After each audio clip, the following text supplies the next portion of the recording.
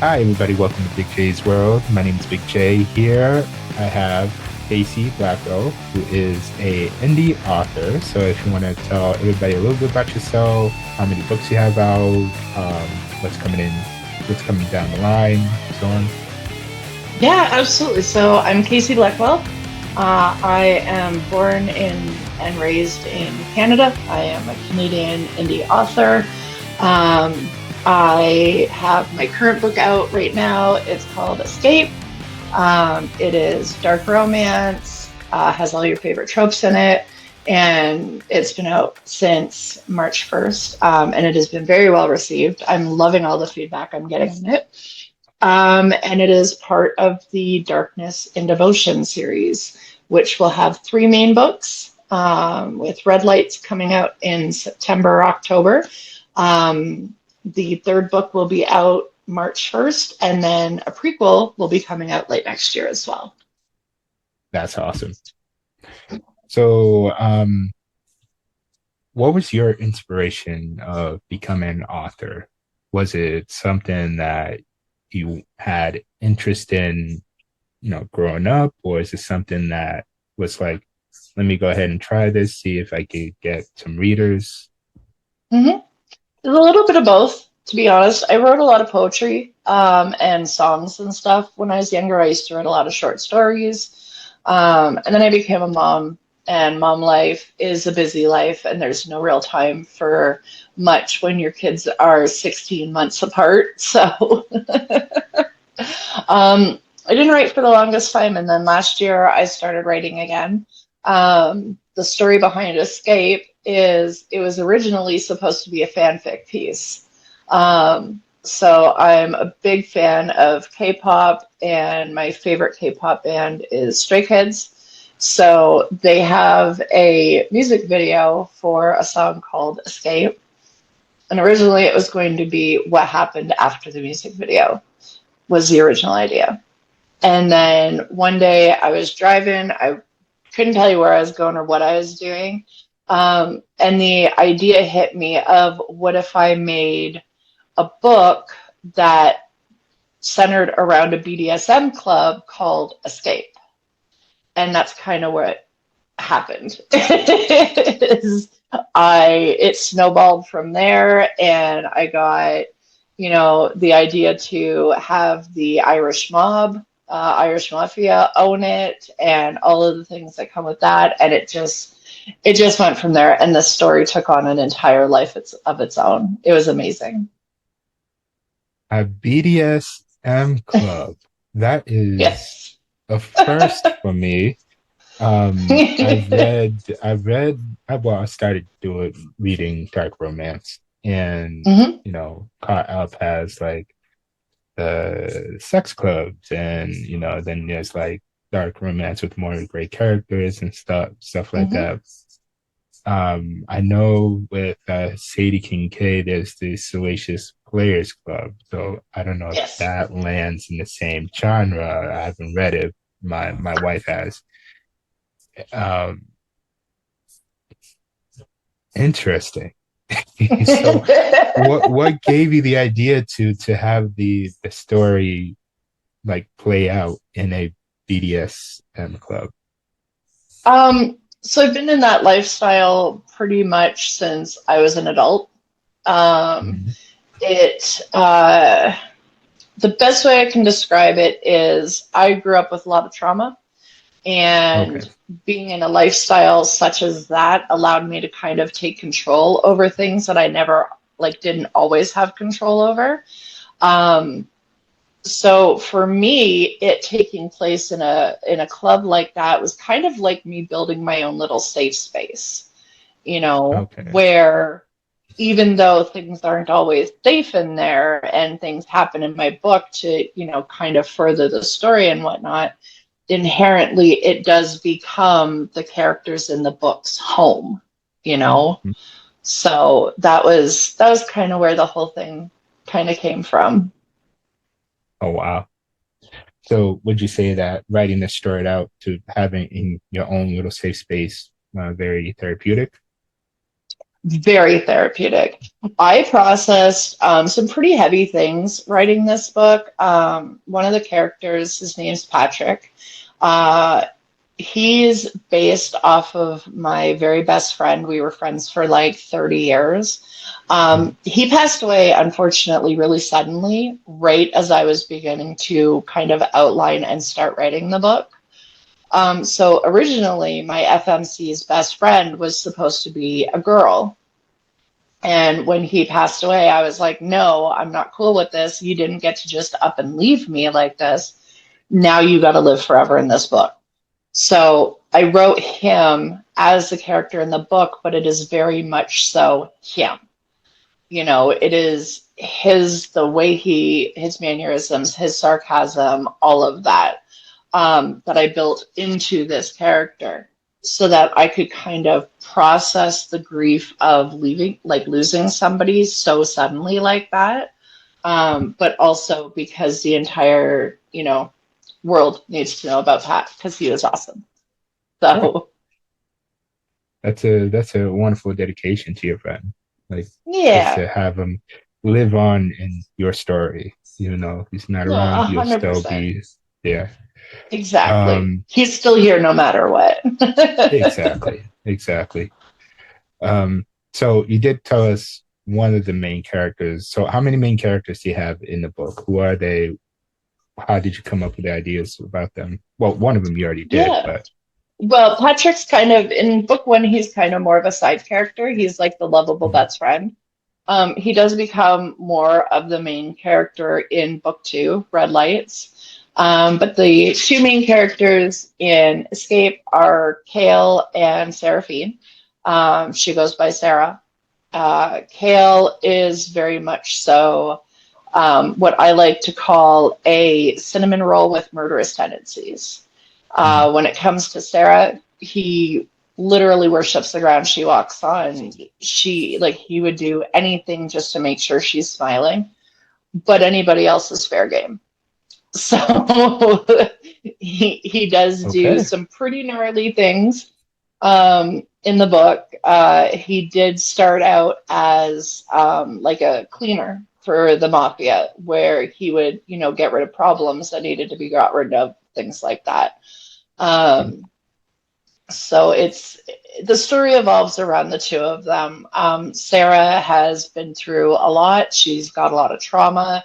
There is a lot of trauma speak, excuse me, in my book. It is all what I've coined as ethical trauma. None of it is for shock value or anything like that. It is the actual trauma will always be off page, but you do get to feel what she goes through leading up to it and the after effects of it. So it can be quite triggering to some people. So always make sure you're checking those triggers at the beginning of the book. Yeah, exactly. I like a good trigger page. That's my preference. Might be like, okay, maybe not so much of of that stuff, you know. Yeah. The very popular book, I think it's still popular, the Adeline books, Hmm, hmm. which still lives in my head, and I've read it like maybe 3 weeks ago, and still just Hmm. it's one of those books that you want to put down, but you really can't Yeah. because you got to see what happens next. Oh, Um, 100%. yeah. So do you have, well, obviously, do you have like a trigger page before Yep. someone starts reading? Um, Yes. so how heavy does your book get? Well, the first book gets to for the readers. Does it start off like, we're going to start you off right here, right now? You start off heavy, or you just gradually Yeah. grows? No. I have severe ADHD. Um, so I write like I have ADHD. Mhm. And I write how I like to read books. And if they don't grab my attention right off the hop, I'm not going to stick through it. So I Yep. really do just kind of grab you by the throat and throw you down and be like, this is the book. Enjoy. It's going to be a hell of a ride. So right from the prologue. it's heavy. I love to hear that. Because same, if you're not catching me in the first two chapters, I'm sorry. Yeah. I mean, you have to like really, really like it's a slow burn at first, but I'm gonna hit you with something really hard so you could Oh yeah. like stick around. Yeah. That's pretty much what I've done with Escape is the prologue kind of grabs you, pulls you in, and is like, hey, have a seat. You're going to be here a while. I've had many people come to me and be like, I couldn't put your book down. Like, I neglected the house for 2 days while I read your book. I'm Mm-hmm. like, I'm sorry. But it's because I end every chapter not so much on a cliffhanger, but in a way where you want to read the next chapter. You need to know what happens next. It's also kind of unique in the fact that there's 5 male POVs in my book, but it's not a why choose. I can't write somebody else from a different point of view. So everybody had to Mm-hmm. have their own POV chapter in the book. I mean, wow, that's interesting. So it's It's a a lot. POV, Each but it's chapter will not tell a. you. I Yeah, see what you did each there. chapter, yeah, it's labeled with whose POV that chapter is going to be from. So I don't actually have chapter titles. I just have the chapter number and then whose POV it's from. Mhm. But yeah, there's 5 male POVs and 1 female POV, like the main characters. I see what you did Yeah. there. Okay. I'm like, you're not going to stop reading this book. You're going to finish it from cover to cover. All right. Pretty much. So, let's talk about the whole writing process that you have. Everybody has a different writing process. Some people love, you know, planning the idea out. Other people love doing the editing, taking, pulling away and stuff. And they love obviously everybody loves the finished product. Yes. Um, so how long did did it did you have a plan to write this book? The editing process, Um, did you love it or hate it? So writing Escape was literally like learning an entire new skill. Mhm. Um, it I had to learn how to edit. I had to learn how to use new programs because there was a different cover on it originally before I hired my artist. So I Mhm. had to learn how to make my own covers. I had to learn how to format it properly so that it looks right in a book. All of these things. So it was a massive, massive learning process and trying to, figure out the right way to write it. So I'm very much so a fly by the seat of my pants writer. I didn't even know the ending for Escape until I was 3/4 of the way through the darn book writing it. Mhm. I had no idea how I was going to end it. Now, on the flip side of that, I have the series ending written out and I have the ending to book 2 written out. So those ones I knew very quickly how I wanted the series to end and how I wanted book 2 to end. Um, but as far as the process goes, I have to be able to be in the right headspace to sit down and write. Mhm. Again, we love ADHD. We love raw dogging life with no meds because the meds mess us up worse. It's quite the thing. Like sometimes I want music and people around me while I'm writing. Other times I go into writing goblin mode, as I call it, and everything Mhm. is off. I don't have notifications on, nothing, and I just sit and I write for hours. Um, I guess it all depends on my state of mind that day, how I want to write that day, kind of thing. And as for editing, I hated the editing process because I had to learn how to edit properly and what I was looking for and things like that. Right. Um, but now I actually kind of love the editing process. Like now that I know what I'm looking for, now that I know how I'm, going through it and doing the line by lines and characters and, all of the things, Hmm. I actually really kind of like the editing process now. It's not nearly as scary as it was. All right.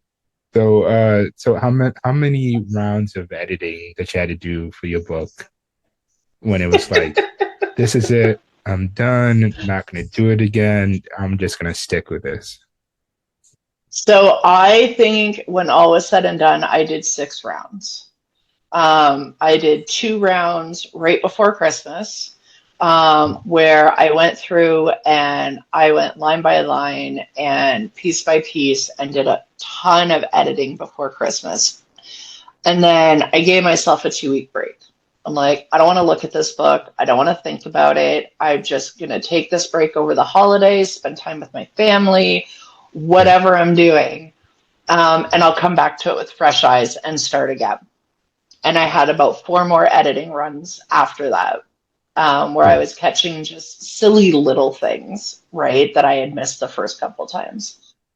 And then, yeah, I did the formatting and got it all set up. And I was planning on releasing it in April, but February it was done.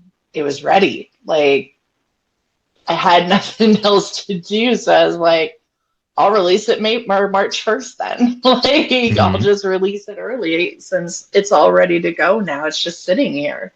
So that was pretty much how that went. Right. Was there any like parts of the first book that you're going to include into the second one, or are those just going to stay on the cutting room floor? No, so the way that the writing for the series is going is they're all going into each other, right? So Escape happened, the ending for Escape happened, and then book 2, Red Lights, it takes place directly after Escape, and it continues the story forward. And it'll be the same thing for book 3. So nothing's really been cut out in the sense Hmm. like um, book 2 is very much so the middle of the story, right? There's a lot that happens in book 2 in the sense of me wanting to get where I need us to be for book 3. So it is very much so that middle ground kind of a lot happened in book 1, a lot's still happening in 2, but it's not going to be as oh my god. Right.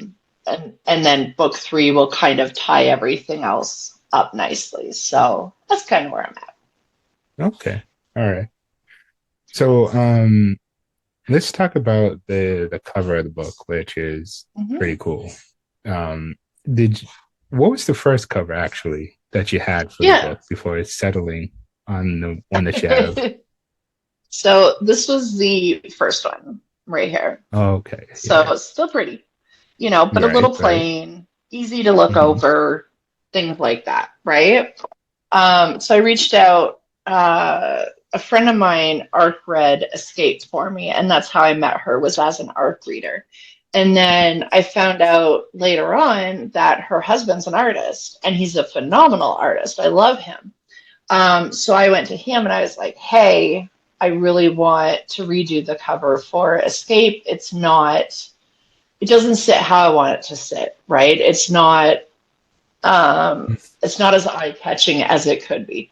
So he came back with this, and Hmm. I love this cover. Like the difference between the two of them. The other one was Yeah, pretty.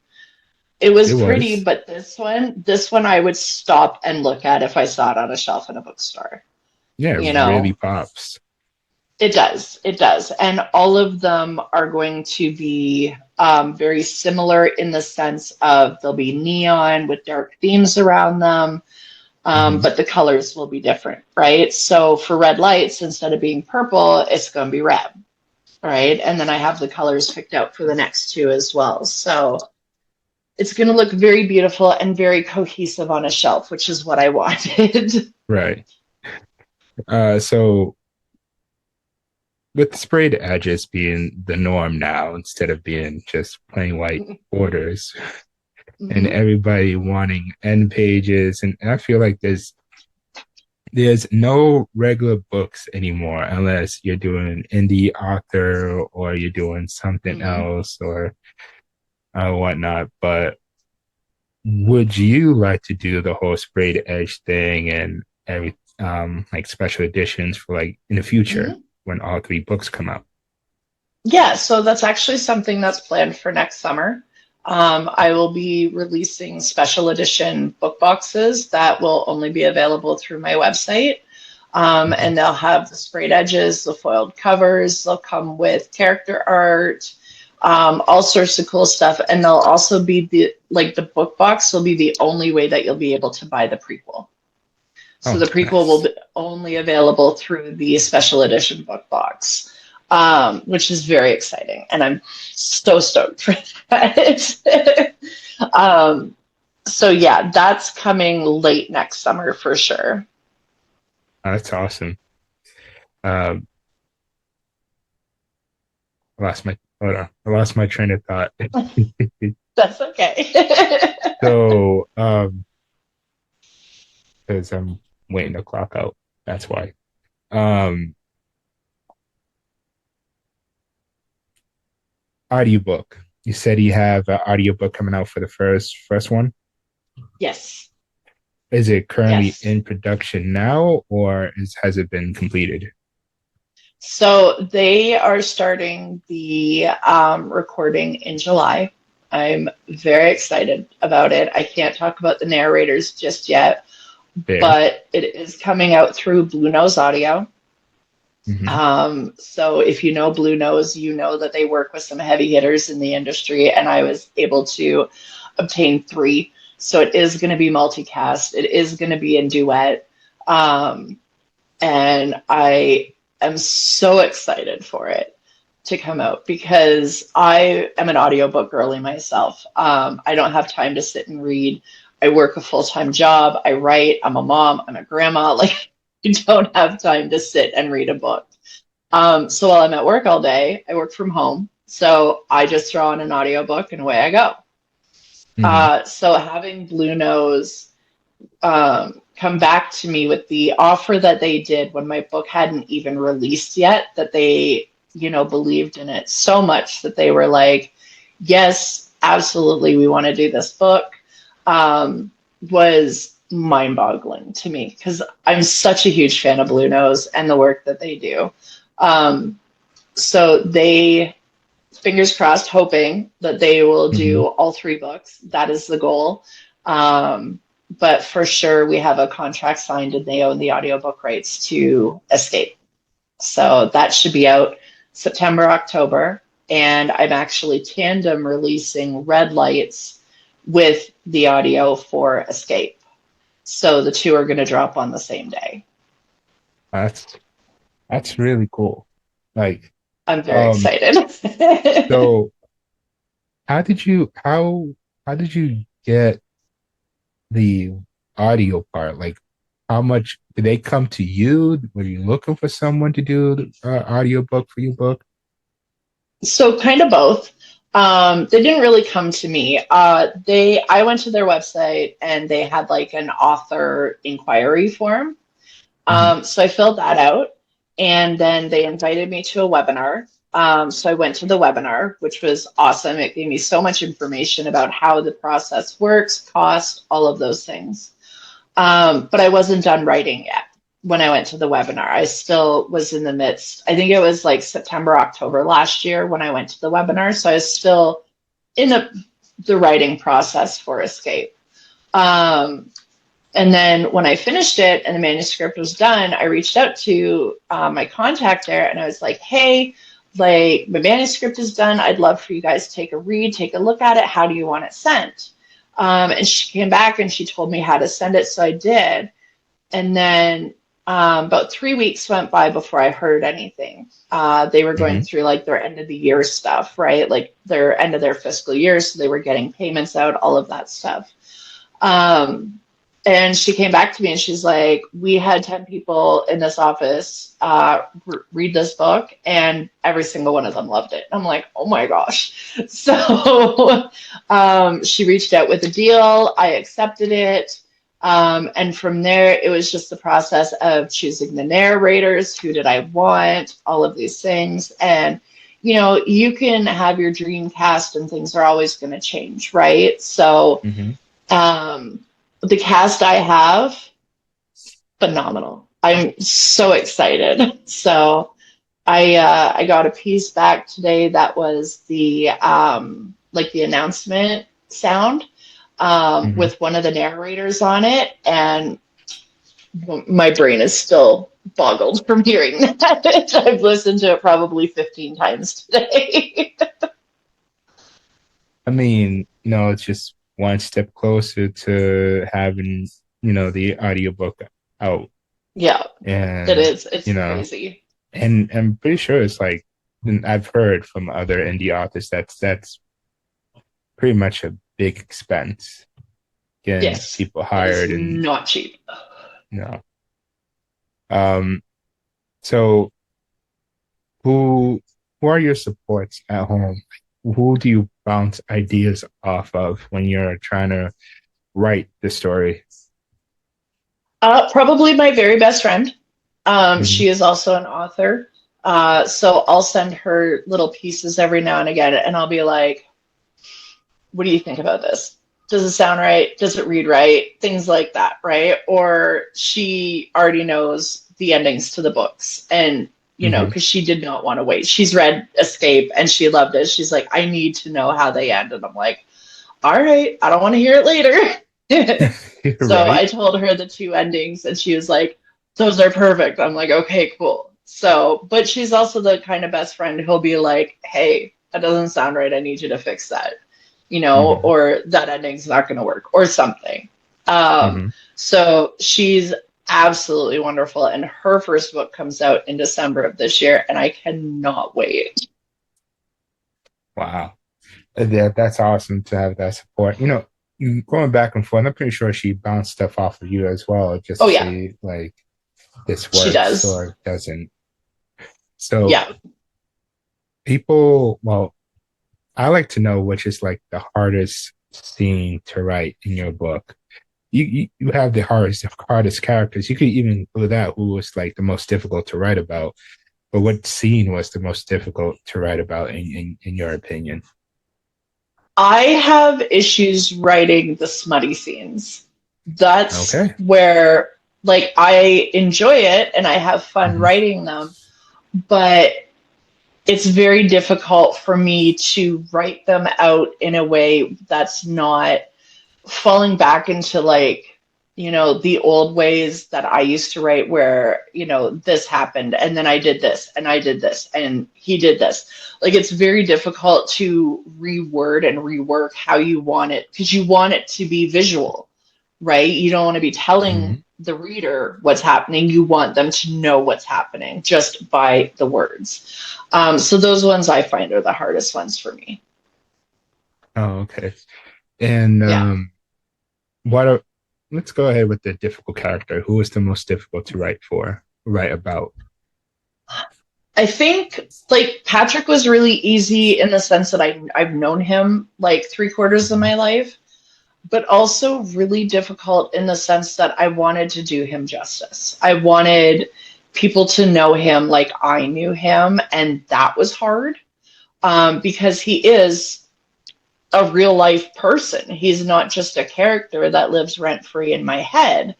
Hmm. So he was really difficult to write. The other one would be Connor. He's like the main villain in my book. And he's just a dick. Like, he has zero redeeming qualities about him. He's not the villain that everybody will love. He is Right. just, he's awful through and through. So writing him was hard because I try to, see the good in everybody, and there's not a single ounce of good in him. So he was difficult to write and keep him in that lane, because I didn't want him to have any redeeming qualities, right? I wanted him to just be absolute garbage juice and for no one to like him. So Is he going to be prominent in the next two books, or You'll have to wait to read the books to find fair out what enough? happens with Connor. Fair enough. Fair. Um, so after these three books, and you write the prequel, Mhm. do you have any ideas on where you want to go from here? Are you looking to write something in a different genre? Or are you going to still keep yourself in the same one? Are you going to do a standalone? So I already have the next series planned. Um, and it's actually I'm trying my hand at dark romantasy. So Okay. I love my fantasy books. Like that's where I live is inside fantasy books, dark romantasy. Like those are my things. So I want to kind of try my hand at that and see what happens. And I'm very excited about it. And it's really trying to get out. And I'm like, we have another book and a half before you're allowed to even start to be written. Right. It's just sitting in the corner waiting for you to write it. I'm like, Is not patient at all. I have to keep making notes because little right. tidbits will come to me. I'm like, okay, we'll write this down, but we're not coming to it till later. Right. So, who are some of the authors that you like really helped you get into the whole, um, correct me if I'm wrong, the dark romance by Mhm. writing this? Who did you get some inspiration from other authors that you already read to help you write Yeah, this book? of course I did. CJ Sweet is phenomenal. I love her writing. And I love the way she writes trauma, which was what Mhm. made me feel confident in writing trauma into my books. She just has this beautiful way of expressing it. And reading her, two of her books, I call them my comfort books. I go back and listen to them over and over again. Mhm. So she was definitely one of them. The other one is Steph Macca. She wrote the Dance with My Demons series. Mhm. I live, sleep, eat, and breathe that series to the point I have Knock Knock Little Killer tattooed on my arm in her writing Mhm. because that's how she signed my book. I have a clip of Corbin King saying "Knock Knock Little Killer." That's my ringtone, like for notifications and stuff. Like I live those books. Those books are absolute favorites. Ever a Fire in My House. Those are the only books I'm saving, Mhm. like hands down. So yeah, those two are my biggest inspirations for writing. That's I've thought about writing, but I have for me myself, I don't have the patience to just sit Mm-hmm. there and type. I'm like doing 10 different things at once. Same. So, uh, but for anyone who's looking to become an indie author, what is like one thing that you want them to realize prior to like actually becoming an author? Not everybody is going to read your book. Not everybody is going to like your book, but you will find your tribe because everybody needs a book some way or another. So, on the days when you're sitting there and you think the words suck and you don't want to keep going and you just want to delete the whole manuscript, because I do it almost every day when I'm writing, I'm like, I'm just going to delete it. I'm done. I don't want to do this anymore. Just write the words because you never ever know what that book is going to mean to somebody else. I have had people come to me and tell me that Escape got them out of reading slumps, that Escape was the book they didn't know they needed, which that one set me. That one was like, my goodness, like, I just wrote some silly words into a book and set it out into the world. And like, you're telling me that it helped you so much. And it's wild to me. But it also makes me feel really good at the end of the day. Right. So whether people are yelling at me for the ending or they're coming and telling me that they, absolutely loved it and it did something for them. Trust me, you want that in your life. So just write the damn words is the best thing that I can say. So it's how long did you like actually had to write the first book? Like, did you have um pages upon pages or of like trying to figure out what you want to have the book look like? No, I just kind of would sit down and start writing and see where it took me. And if I liked the direction it was taking me, I'd keep going. If I didn't, I'd go back and change what I didn't like, you Mm-hmm. know? So there was never any real set plan when I started writing. I didn't have a beginning, a middle, and an end mapped out. It was more so just, let's see where the words take me today. And that's kind of how I went through with writing it. Now, with book two, I can't really do that because it does have a set ending and a set, Right. like it's now has to stay on the course it's on. Mm-hmm. So I'm finding it a little more difficult with book two, for sure.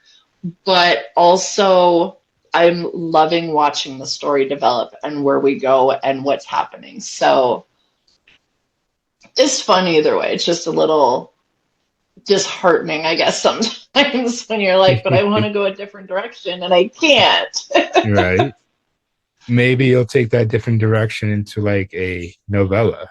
Like Maybe. you want to know what happens between this time frame and that time frame, read this novella. Fill you in. Right. And that's kind of what's happening with the prequel Mm-hmm. because in Escape, the prologue and chapter one, there's 10 years apart. So the prequel that I'm writing is actually that 10 years in between what happens and when the book starts. I mean, gotta have the people come back for more, right? It's going So to be a lot of fun to write. have you you mentioned character art for your Mhm. boxes and special editions and stuff. Do you already have the character art being made as we speak, or is Yes. that something? Oh, you do. Okay. Yes. So same artist who did my cover. He is doing my special editions. He's doing my character art, my website, merch, literally everything. I handed it all off to him, and I'm like, "Do your thing." He's made my new bookmarks, all of these things. He's absolutely phenomenal. Um, and I will actually be showing one of the pieces of character art when I announce the narrators. Um, so I'm very excited for that. Trust me, people love character art. I love They character do. art. It Me gives me too. someone to look at. One of the people that I had on here, he just dropped his third book, I believe, and all of Hmm. his covers has the main character, but no face. Oh, that's kind of cool. You see him from behind, so you see how Hmm. he looks like from behind, hair, clothing, everything, but there's no Hmm. face to him. So we don't know how he looks like. So, I which kind of is love that because interesting, I love my brain. Yeah, I love it when my yeah, brain just puts a face on somebody and I'm like, okay, cool. right. But wow, we can't wait to see that character art. Me either. So, so I like to know how many books each book talker or author has. Currently, the highest amount that we have right now. And let me just say, it's been thrifting in some original pricing. Yes, Was by this book talker. She currently sits on 1,700 plus books at the moment. I'm not even close. Not I even have close. I had have one. I I have had one person that came close to her. So how many books do you have in your shelf right now, if you had to count? I don't even. Or guess to Oh, just guesstimate. if I had to guesstimate, maybe 50. 50? I mean, it's Maybe more than what 50. I have. It's more than what I have it's because I it's my don't, start. right? I mean, I don't, the books I don't like or they were okay, I usually sell them back to the used bookstore and I take that money to buy new books that I actually want to That's read. fair. You know? Um, but yeah, 1700. I have to actually go back and talk to her to see how much it is now. I wouldn't be surprised if she has 2,000 books. There's her own little I'm library. curious because now I want to know how many like May has because that girl's Hmm. got like so many bookshelves and she's a big book talker. She doesn't write. She's Yeah. just a big reader. And every time I see her bookshelves, I'm like, girl, how many books do you? I I mean, I I get they are trophies to people. Mhm. They're especially when you get like a nice book like one for example, you read Diary Bound? I'm pretty sure you did. Yes, yes, And you see how that book was sold. yes, And then yes. Fury Bound. Have you read that one? So I'm No, I've waiting not to got to read. Fury Bound yet. Neither have I. So we're just still waiting on someone else to read the book, finish reading the book. This one's one of my favorites. For Soul for Revenge. So it's the Oh, special edition with the sprayed edges. see And then when you the end open papers. it, Yep, it's like just so stunning. And then it's yep. all art and oh God. So yes, It I is. love It my is. special editions. It went from being just a book to now being an investment. Yes, yes. So that is one So, I have both of them. They sit on my shelf happily. so I have another friend who collects books. She has Hmm. multiple versions of Boys of Tommen. So she has the indie Okay. version, the special edition, the tie-dye Hmm. version, and some other version that they came out with. I have no clue. That's Do going to you be me with the solely, Dance with My Demons. yeah? So do you solely stick with like sprayed edges, or would you just pick up a book, no sprayed Oh no, I'll edges? just pick up a book. Oh, okay. Yeah, no, sprayed edges or not, I'm happy to pick up a book. Like I have the original four indie versions of the Dance with My Demons series. Mhm. And she's about to later this year start releasing the trad covers. And I'm gonna buy every single one of those too. And then when I did miss out on her special edition. I'm so mad about it.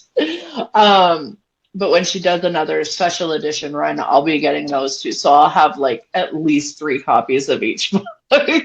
Yeah, I gotta stop getting influenced by. Let me just show you. I'm not happy about it either. I'm not, but I had to. So this one is the Target version, right? Seeing this in Okay, Target, yep. you got this The green thing. screen doesn't like Yeah, it it. doesn't like it at all. But then you got this thing, and it's on the same side in the back, Hmm. right? Okay. Went to went to Target, got this. I was content. I saw my Absolutely. friend on live, and I looked at a bookshelf. I'm like, "Excuse me, ma'am. What is that book under Fury Bound?" She's like, "Oh, that's the blue version." I'm like, "Why? I love blue. Blue is my favorite color. If I could have at my mom's house, my room was blue. Okay, Hmm. love blue. Hmm. Blue is just yeah, it's bluey. So Love it. So we got the blue version. Yep. And, green screen doesn't like this. Come on, No, where's you the have blue to one? like put it in front of you in order for it Oh, to like maybe pick it up. there you go. There you See, go. thank you. So we got this, right? Hmm. Which made it better was this. Ooh, that's pretty. Yep. And then this end. Oh, I love that. See, now I'm gonna have to get those. And I'm looking at that. I'm like, this tells a lot about the story. And Yes, I love that. I don't like myself for doing that, but Sometimes whatever. we need 17 copies of the same book because it's all pretty. We we do not. We don't. We do. No, no. You know what I did the other day? I told her, "Do you find me if there's a different edition of Diary Bound?" She's like, "I think that's the only one." I'm like, "No, that has to be a different edition because now I need to match it with my blue one." I can't. I get it. I now take a different route going to the subway because Target's on that route. Don't want to stop it because you know your wallet will hate you. Exactly.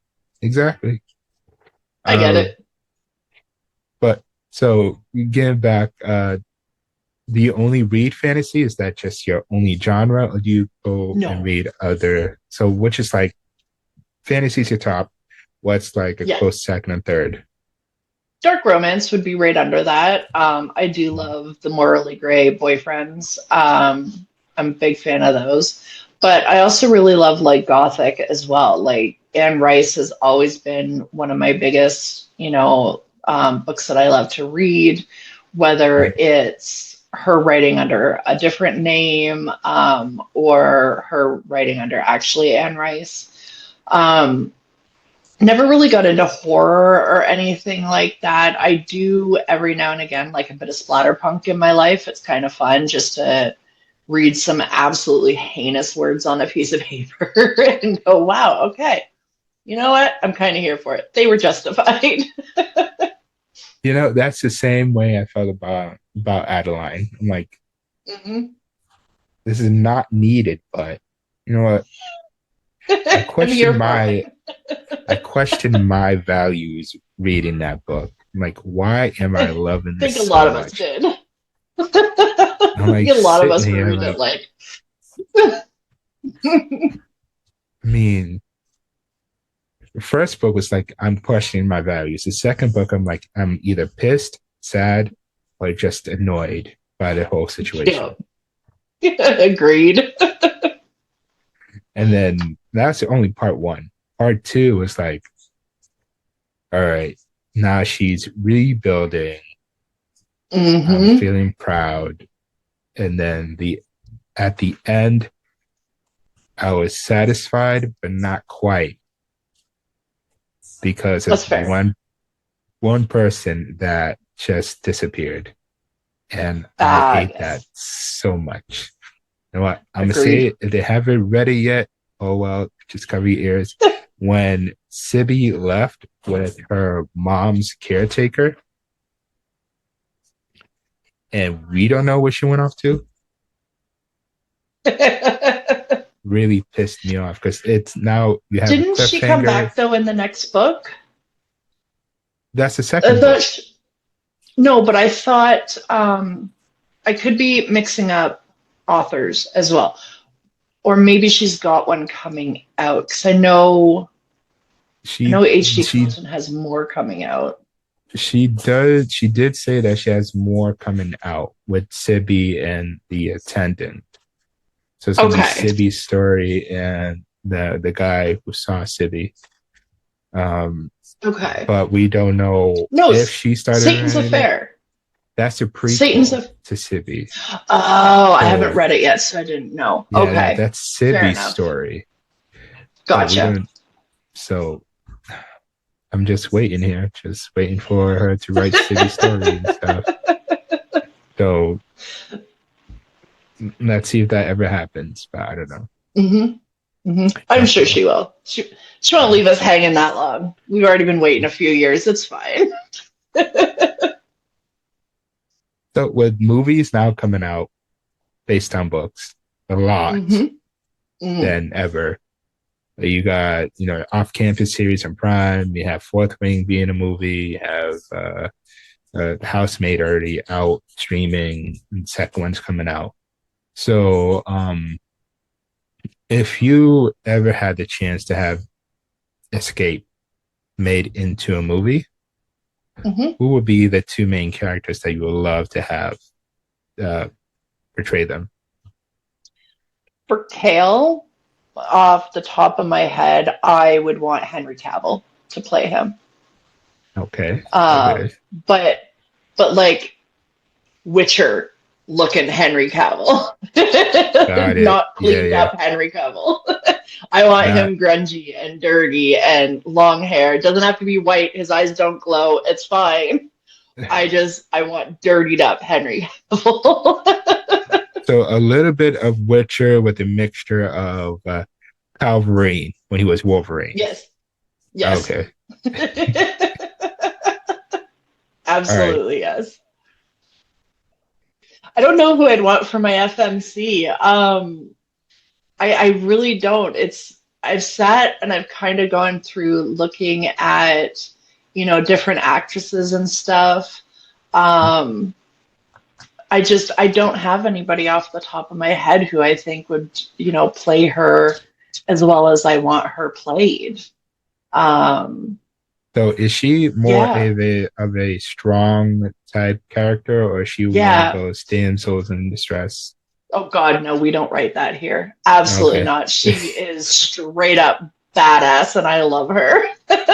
Okay. Let me see. Um, I mean, you have Sydney Sweeney. She was pretty bad ass in the Housemaid movies. True. She was like a really hidden, strong female character in the movies. Yes. Um, I don't know, that's a good, yeah. Huh. I would love, like, I'm a big fan of the Wednesday series. And Okay. I love the remake, and I would love Jenna Ortega to play Sarah. She'd have to wear contacts because she has gorgeous brown eyes, and unfortunately, Sarah has these immaculate green eyes. So she'd Right. have to wear contacts. I could Um, see that. but I think she would be just absolutely badass in it. So I think if I like ever got the option to choose, like those, her and Henry Cavill together would be wild. So I'm kind of here for All right. it. I could see that. Yeah. I mean, Yeah. Henry Cavill, like almost 7 feet. Ortega, probably She 5 feet. little. Yeah, if that. Yeah. I Yeah. mean, I absolutely thinking about some of the scenes in my book, and I'm not even like the smut scenes or anything like that, yeah. just some of like even the more traumatic scenes, like she's so expressive in her acting. I think she would do really, really well at it. Right. And I think it'd be very, very cool to see. All right. So I would love it if Netflix or HBO would just come knocking at my door.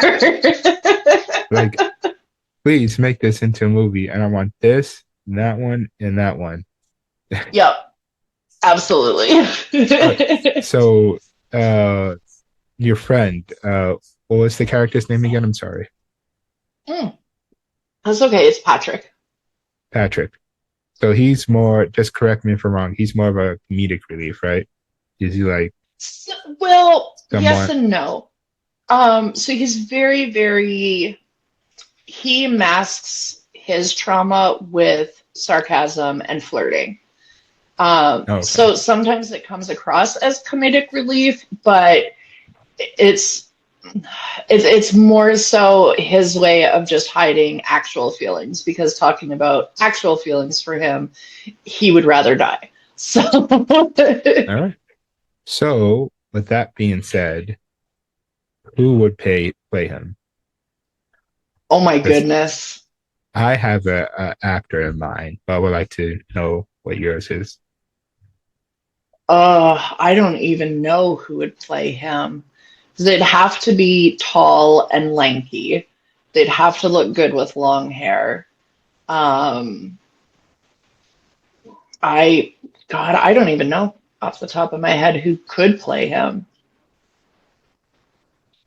Well, Who are you thinking? the person's not tall. He is lanky, and probably could do the long hair. Hmm. Uh, Simon, is it Simon Helberg or Simon, whatever his name is, from the Big Bang Theory? Uh, oh, I know who you're talking about. Yeah. No, too short, No, too short. unfortunately. Features correct. The features would be correct. Mhm. Um, like, uh, yeah, But too short. you know, a little too short. A little too short. I mean, it could work. I don't know.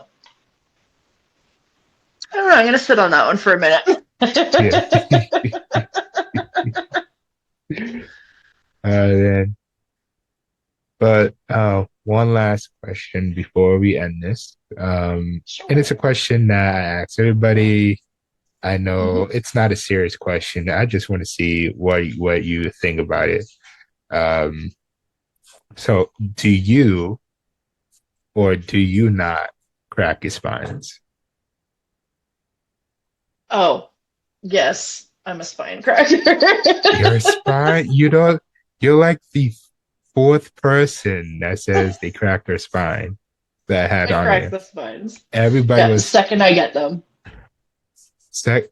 You don't let it wear out. You just Oh, break it it in. just. Now, that being said, things Right. like my special editions, mm-mm.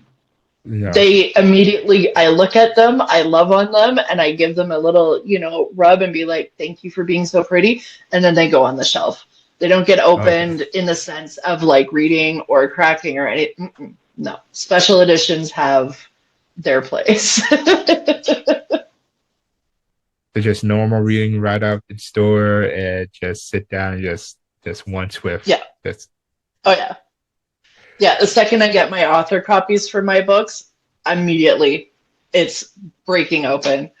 And I go back and I go through it and make sure it looks the way I want it to and make sure that everything's where it's supposed to be. And yeah. yeah, when I'm sitting here on like spotlights or stuff and I'm talking about my book, you'll see me like bending it and all of these things. So The yeah, pain that I'm feeling right now while you're describing that to me is like immense. sorry, that's what I do with them. I It's just it's yeah. it's fine. It's fine. There's I I bring it up because there's a good friend of mine on TikTok. She does Mhm. dark romance, dark fantasy. I don't know if you follow her, but she goes by Erin Reads. I don't know if you follow her. I think I Uh, do actually. yeah. So she'll pull next time she's on live. You go on her live, ask her to pull out both Haunting and Hunting Adeline.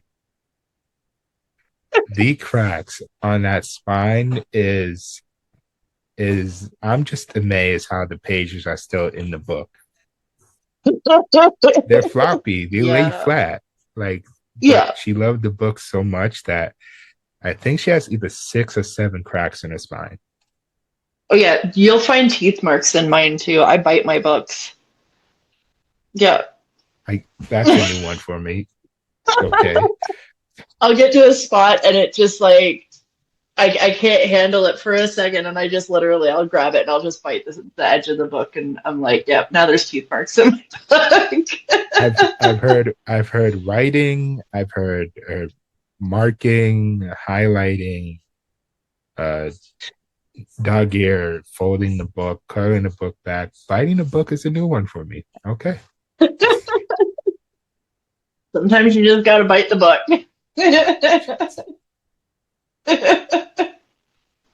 Sometimes you just gotta bite the book. All right. Yep. There you go. There you go. Title for this podcast. KC Blackwell. Sometimes you gotta bite the book.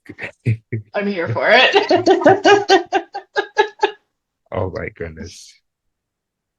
Well, this was fun and lovely, and now people know more about you and your book biting habits. Um, so for people who are watching, tell them where they could find you and where they could buy the. Yeah, absolutely. So you can find me on TikTok under author KC Blackwell. The same exact thing on Instagram. Those are the two main ones that I use. I'm not a big fan of Facebook or anything like that, so you won't really catch me on there a whole lot. Um, I love getting DMs from my readers. So please read my book, DM me, tell me how you felt about it. Good, bad, ugly, I don't care. I want to hear about it. And you can find them online everywhere books are sold, Amazon, KU. Um, and soon, very, very soon, they will be in Indigo stores here in Ontario, which I'm very, very excited for. Um, and you can also order signed copies from my website, kcblackwell.com. Awesome. Well, it's been great having you here, and many success on your book and future success on the audiobook and the other 3 books that you have coming out. Yes, thank you so much for having me. It was great. I had a great time today. Thank you. Thank you.